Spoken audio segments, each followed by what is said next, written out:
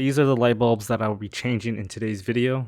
These are the low beams, but this process is similar if you need to change the high beams.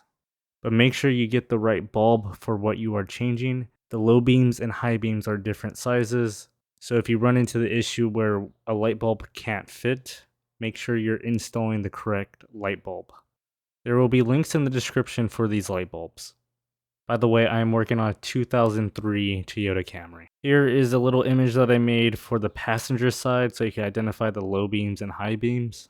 This is a view inside the engine bay, just so you don't get confused by the orientation of the light bulbs from within the engine bay. And here's an image for the driver's side, and here's an image of the driver's side from within the engine bay. So once you identify which light bulb you need to replace, you essentially grab the bulb, rotate it, and pull it out from the headlight.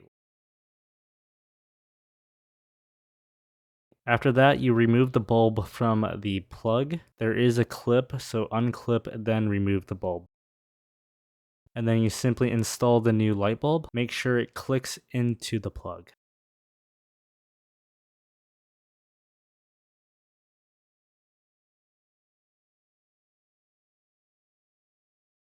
And then you simply insert the light bulb into the socket and then rotate again.